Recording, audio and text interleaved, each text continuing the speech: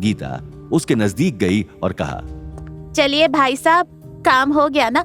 चुगलखोर औरतों की तरह यहाँ पर चुपचाप हमारी बातें सुनी जा रही हैं? ये नहीं हुआ कि चुपचाप अपने कमरे में जाकर बैठो। जब काम होता है तो कमरे से बाहर नहीं निकलते।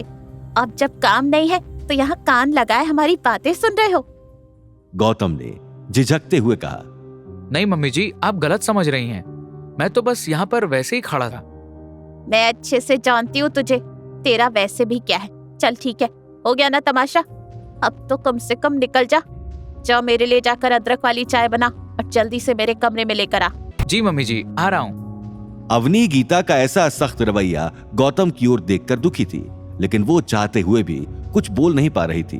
वो गौतम के नजदीक गई और उसने कहा, गौतम, असल में अभी हम लोग डिस्कस कर रहे थे, शाम को मैं, मॉम, अंकल और नील एक बिजनेस मीटिंग में जा रहे हैं, तो मुझे आने में थोड़ा सा वक्त लग जाएगा। प्लीज तुम पीछे से अपना और घर का ख्याल रखना। गौतम ने मुस्कुराते हुए कहा, हाँ अवनी, तुम चिंता क्यों करती हो? जब मैं यहाँ पर हूँ तो सब कुछ अच्छा ही होगा। सबका ख्याल ध्यान से अच्छे से रखूंगा। चलो एक काम करना, जब तुम वहाँ पर पहुँच जाओ तो मुझे फोन कर देना कि तुम लोग आराम से पहुँच गए हो। और हाँ गौतम, डैडी जी के पास भी अस्पताल में एक बार चक्कर लगाते आना। वहाँ पर हो सकता है तुम्हारी कोई जरूरत हो। वैसे तो उनकी रिकवरी काफी बेहतर हो चुकी है और वो पहले से अच्छा महसूस कर रहे, लेकिन फिर भी तुम अगर उन्हें एक बार देखोगे तो मेहरबानी होगी। अरे अवनी, क्या बात कर दी? मेहरबानी कैसी? मैं भी तो इस घर का कुछ लगता हूँ या नहीं? इसके बाद अवनी अपने रूम में चली गई और गौतम अदरक वाली चाय बनाने के लिए किचन में चला गया। तभी गौतम के फोन पर कॉल आया। उसने कहा, हाँ फिरोज, बोलो। आज ही? लेकिन तुमने तो मुझे बताया नहीं कि आज की कोई पार्टी है। फिरोज ने सामने से जवाब देते हुए कहा, मुझे माफ कीजिए गौतम जी, मैं बताना भूल गया था। असल में भूल क्या गया था, मैं आपको सरप्राइज ही देना चाहता था, पर हुआ कुछ यूं कि मुझे लगा कि अगर मैं आपको सरप्राइज देने के बहाने ऐसे ही घर लेने आ जाऊंगा और आप तैयार न हुए तो कहीं आप मुझ पर भड़क न जाएं, इसलिए मैंने डरते हुए आपको बता ही दिया है। लेकिन ये पार्टी कैसी है? तुमने ये नहीं बताया। फिरोज ने बताया, पार्टी वही उसी सिलसिले में समझ लीजिए, एक टाइप की बिजनेस मीटिंग है जो रियल एस्टेट के बारे में हम डिस्कस कर रहे थे ना, जब आपने कहा था कि आप भी रियल एस्टेट में मेरे साथ पार्टनरशिप करना चाहते हैं, तो बस समझ लीजिए इस बारे में ही है। एक्चुअली मैंने एक नया प्रोजेक्ट देखा है और उसी को डिस्कस करने के लिए मीटिंग रखी है। काफी सारे बड़े बड़े लोग आएंगे, तो मैं चाहता हूँ कि आपकी वहां मौजूदगी हो ताकि हम लोग अच्छे से इस बारे में डिस्कस कर लें। गौतम ने मन ही मन बोला, वैसे ये लोग भी शाम को जा रहे हैं और ज्यादा देर नहीं लगाऊंगा। पार्टी में मुश्किल से आधा घंटा या पौना घंटा लगेगा, इसमें तो वापस आ ही जाऊंगा। फिर मेरा काम आसानी से हो जाएगा और इनको पता भी नहीं चलेगा। हाँ, यही सही रहेगा।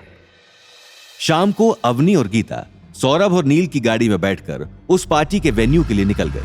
गीता ने सौरभ से कहा, अरे सौरभ, तूने ये नहीं बताया कि जहाँ हम जा रहे हैं वहाँ पर कितने बड़े बड़े लोग आने वाले हैं।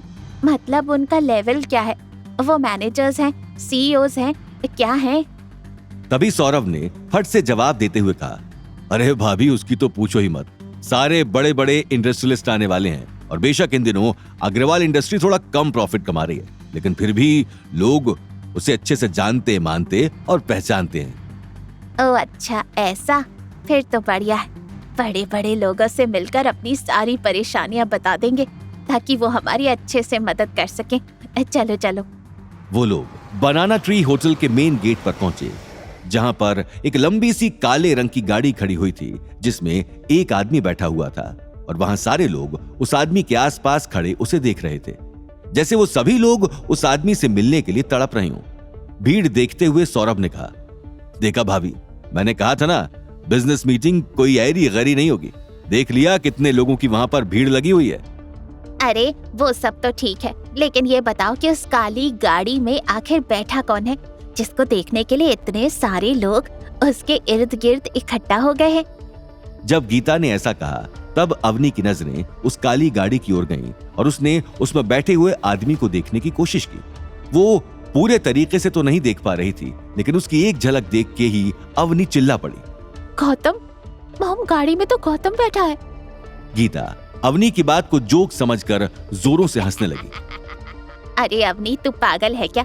वो गौतम तेरा निकम्मा पति वो कैसे गाड़ी में हो सकता है?